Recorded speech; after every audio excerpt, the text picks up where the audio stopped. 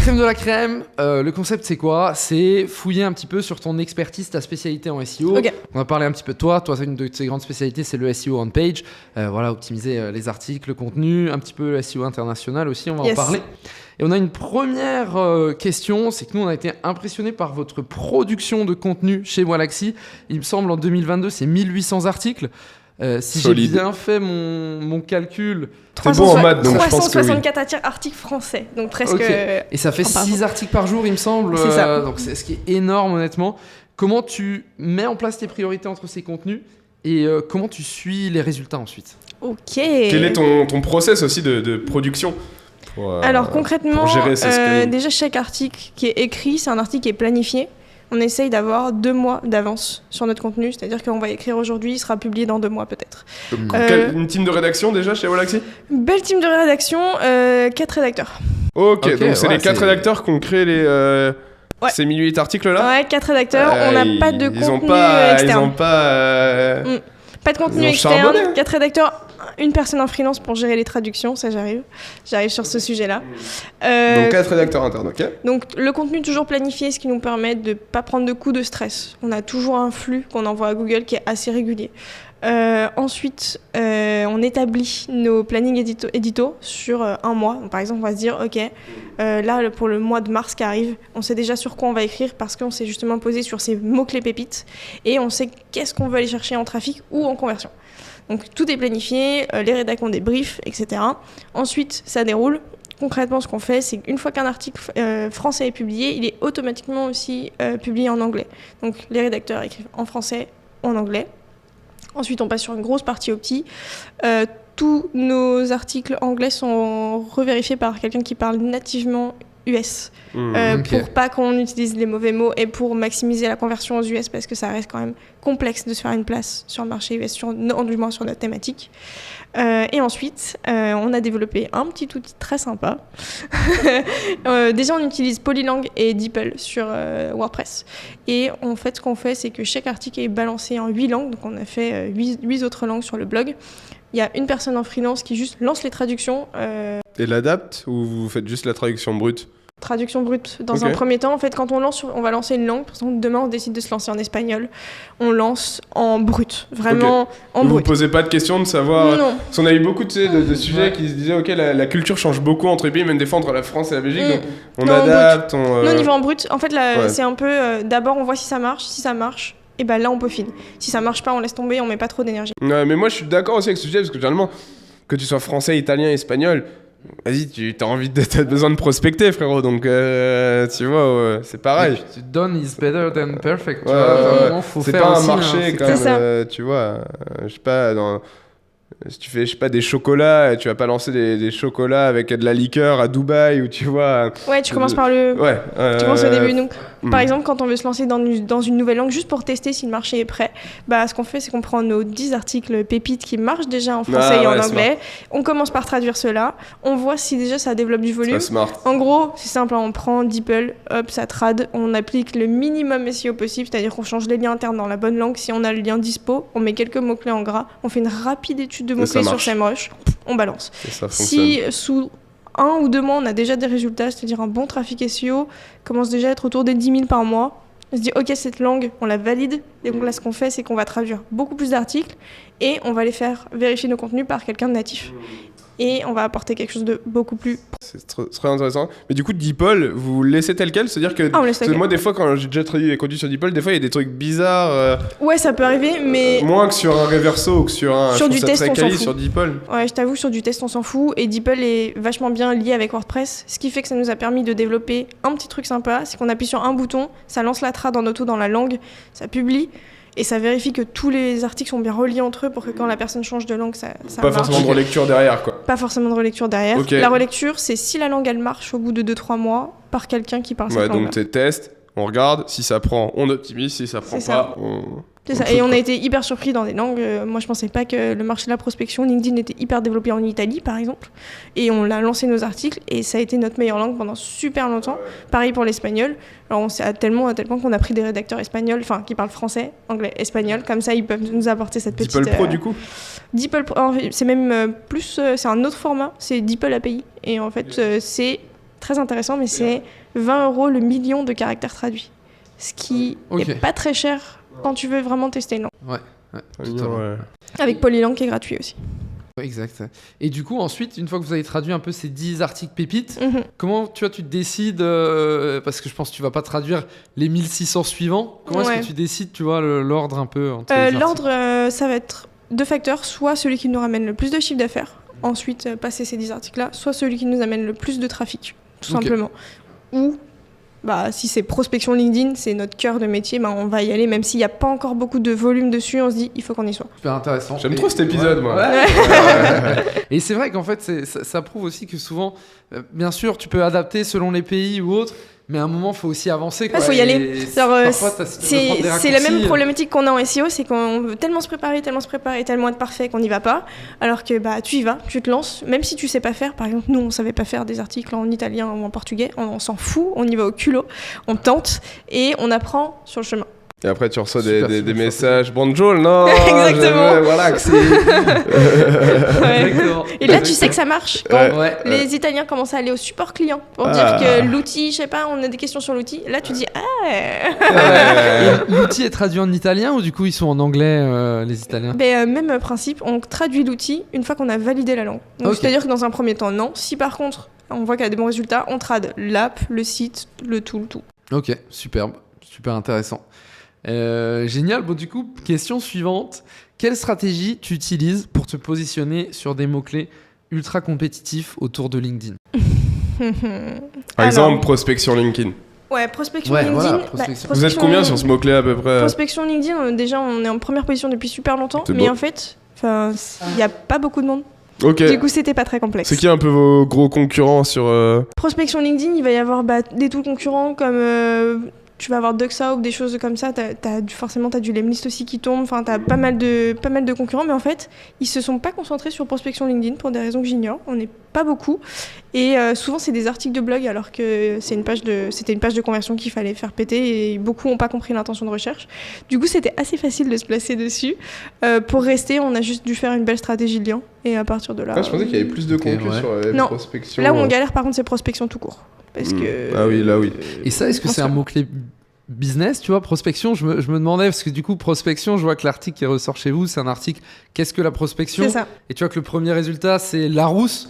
Est-ce que c'est du coup un mot-clé business pour vous, un pépite, ou c'est plus un mot-clé qui va vous rapporter du trafic et de l'éducation pour les gens? Ça va plus être un mot-clé qui va me rapporter du trafic, ce trafic-là que je vais retarget derrière en ads. Et que là, je vais essayer d'aller convertir plus précisément. C'est plus m'attirer du monde et ensuite, je vais affiner. Mais là où c'est très précis, ça va être beaucoup de gens qui tapent lead LinkedIn, tu vois. Trouver des clients sur LinkedIn. Là, c'est très précis. Là, il y a du monde. Et en général, quand on veut se placer sur quelque chose comme ça, check l'intention de recherche. On regarde ce que les 3 premiers résultats ont fait et on voit ce qu'ils n'ont pas fait, surtout. On essaye de voir comment on peut se différencier. Et si vraiment la thématique est très concurrentielle, on fait un bête d'article, on s'assure que la technique elle est incroyable, c'est-à-dire que la page elle est en mobile, elle est optique comme jamais. Et après, si vraiment ça suffit pas, on balance une strate de lien assez vénère. Assez vénère, on se dit ok, on y va. Strate de lien assez vénère, du coup, est-ce que tu peux nous en dire plus Ouais, bien sûr. Alors au début, honnêtement, je la faisais moi-même. C'est-à-dire que j'adorais prendre ce petit temps d'aller chercher tes sites, tu check si ça match avec ta thématique, etc. Ça prend un temps monstrueux. Donc, au bout d'un moment, j'ai juste délégué ça. J'ai testé différentes plateformes, mais concrètement, délégué. Ça a été bien pour gagner du temps.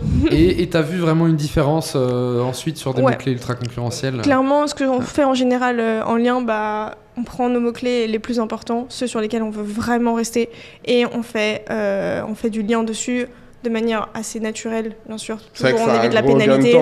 Mais c'est aussi pour ça que Paper Club est là, il y a un délégué sur Paper Club, les amis. C'est un gros gain de temps. Pour en avoir fait beaucoup, moi j'ai fait énormément de netlinking à la mano. Ça prend trop de temps. C'est quali de ouf. C'est quali, mais ça prend du temps. Les échanges, vérifier que tout est bon, publication des articles. C'est un travail très commercial en fait. Très quali, les backlinks à la mano, et souvent là où t'as les meilleurs spots, les meilleurs, tu te fais des contacts, ça va des fois plus loin parce que tu peux en mettre 2, 3, et tu mutualises, tu vois, et à force d'en faire, tu te crées un réseau de partenaires et ça va beaucoup plus vite au final sur long terme.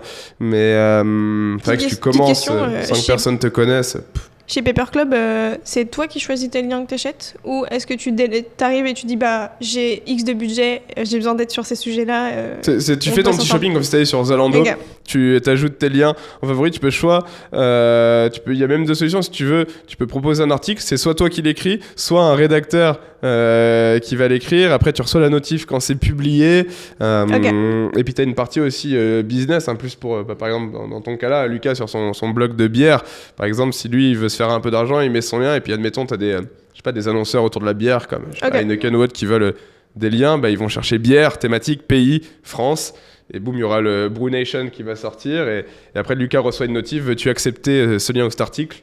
Et il a plus qu'à choisir et boum, ça tombe. Voilà, mais effectivement, quand on se lance au début, c'est trop bien, mais c'est de le faire à la mano. Mais je trouve que quand tu commences à avoir surtout quand tu dois suivre les résultats de tes contenus, là, il faut aussi choisir ce que tu délègues, ce que tu gardes, ce que tu... Ouais. Donc 30% sur votre prochain backlinks avec Paper Club. Et encore une fois, le SEO, c'est de l'arbitrage en fait. C'est faire des choix, choisir tes batailles. Et très souvent, plus tu en fais, mieux tu sais choisir tes batailles parce que tu t'es cassé la gueule avant. J'aime bien ça, choisir ses combats. Ouais, c'est important. Super. Écoute, on a encore 2 questions pour toi. Une première, c'est est-ce que tu peux nous donner tes best practices sur le SEO on-page pour quelqu'un qui démarre ? On va faire un chiffre. Tes 3 best practices. Restez bien jusqu'au bout parce que la 2e est exceptionnelle. La 3e, encore mieux. Ah, la pression. On en fera un best banger. Practice, pour moi, c'est une chose qui est assez vite oubliée, mais c'est les mots-clés en gras qui sont vraiment rapidement oubliés dans une rédaction, alors que Pépite, c'est le meilleur moyen d'envoyer un message fort à Google. Donc souvent, ce que j'utilise, moi, c'est 1.fr. Je sais pas si vous connaissez. Ouais, 1.fr. 1.fr que je passe mes articles dedans et il me dit quel mot-clé je dois mettre en gras. Et en vrai, j'ai vu une belle diff entre mes articles non optimisés par 1.fr et optimisés par 1.fr. Donc, super intéressant. Bonne pratique. Quelque chose qui m'a... Je reviens juste en mode. Quelle est ta strat sur les mots-clés en gras ? Parce qu'il y a plusieurs no-go. Faut pas trop en mettre. Faut pas trop forcer sur les mots en gras. Faut pas mettre des phrases complètes en gras. C'est juste vraiment les mots-clés importants, des variations de ton mot-clé, des mots qui sont dans le champ sémantique. Et essayer de varier. Je crois que c'est tous les 100, 150 mots. Pas tout le temps mettre du gras. Quels sont toi tes... Alors moi je mettrais jamais du gras sur un lien, sur un titre, encore moins sur des phrases. Pour moi ça doit être sur des mots et ça doit être très... En fait ça doit rester naturel.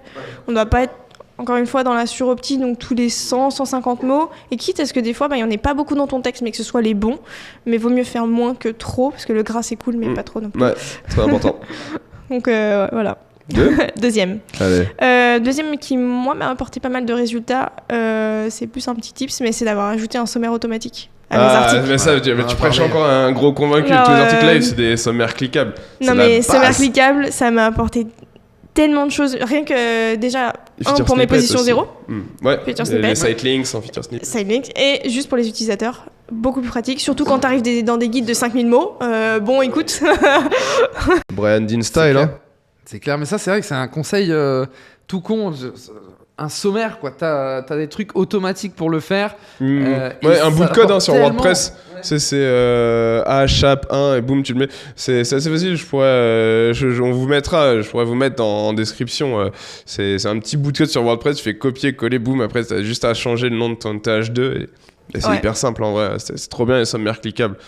Donc go. Il y a même, je pense, des plugins qui existent pour le faire. Moi, je le fais en dur, mais... Ouais, je crois que moi, j'utilise quelque chose comme WP Table, quoi. Enfin, vraiment... Au plus simple, quoi. Ouais, grave. Et troisième, c'est plus... Moi, ça m'a apporté beaucoup plus de conversion.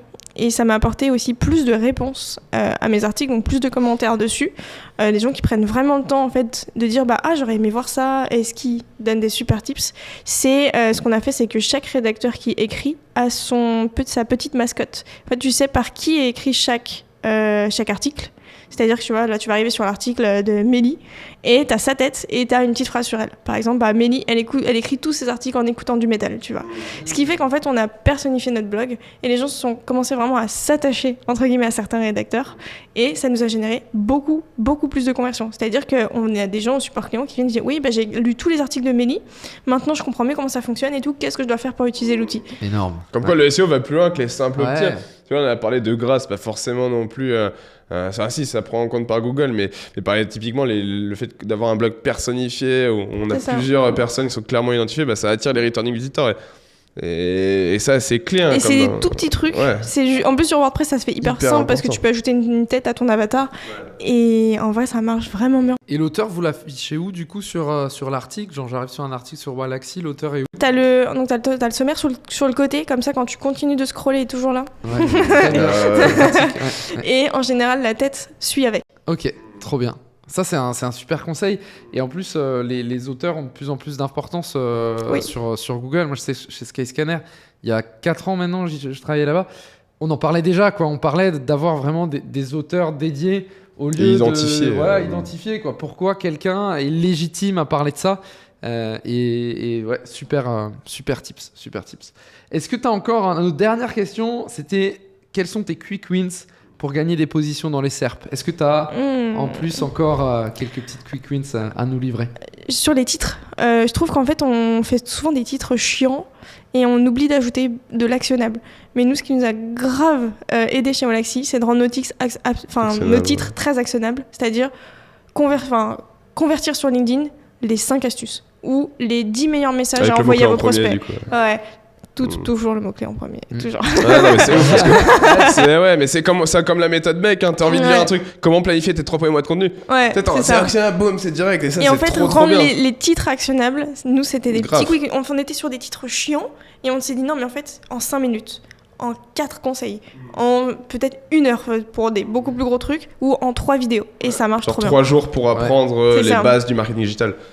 Et la date aussi aide beaucoup dans les titres, je trouve, parce que comme ça rend sauf si t'as une petite feature snippet et qui te permet de l'afficher, mais que ton article soit à jour et que les gens se disent ok, mais c'est super, ça date pas d'hier, trop bien. Parce que souvent Google des fois affiche la date de première publication, donc tu peux tomber sur un truc de 2019 alors que tu l'as mis à jour il y a à peine 3 jours et ça peut te porter défaut. Donc des fois on rajoute aussi la date. Ok, donc tu changes la date des articles? Limite dans notre titre on le met en fait, les 3 astuces pour cartonner sur LinkedIn, update de mars, tu vois. Ah, vous le mettez dans le titre carrément? Ouais.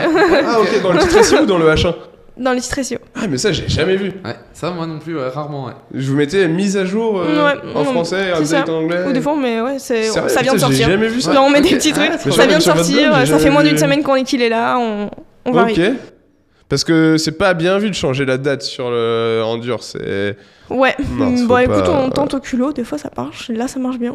Ok, mais tu sais, j'ai jamais vu ça. Teste, on voit souvent le, entre guillemets, 2023, tu vois, updated 2023 et tout, mais rarement le intéressant. Mais en fait, je le faisais en SEA, ça marchait bien en SEA, je me suis dit, ça marche bien en SEA. Tu mets mise à jour le 28.02. C'est ça. Trop bien. Bah, c'était un super podcast. Ouais, merci d'Amandine. Merci beaucoup d'être venu, on avait hâte de t'avoir. Et donc, cool. trop content. On espère que t'as kiffé le format. Yes. On va faire le passage sur le grill maintenant. Ouais, grave. Pour ceux qui nous écoutent, Amandine va auditer un site en direct. La petite différence, c'est que ça se passe dans une autre vidéo puisqu'il faut qu'on partage l'écran. Du coup, on vous retrouve très vite. Puis la vidéo sera. Ouais, on va aiguiser les couteaux. On est parti là pour une petite cuisine. C'est quoi ta cuisine préférée plus asiatique? Ah bah j'allais dire pareil, tu sais que je mange thaï à fond. Plus thaï, plus japonais, plus coréen? Plus thaï. Ah ok, ta spécialité. Je cuisine super bien le red thai curry rouge, c'est mon préféré. Ok, moi, ou le panang curry. Tout ce qui est noodle, tu vois. Ah, pad thai. Les udon, les nouilles. Pas mal. Bon bah nous on va aller dîner. Ouais, on va faire du thaï là. Merci à tous. En plus c'est un site de cuisine qu'on a les gars. On va cuisiner. Ciao, à bientôt. Et à très vite pour la saison 2 vu que c'était le dernier. Ciao. Yes.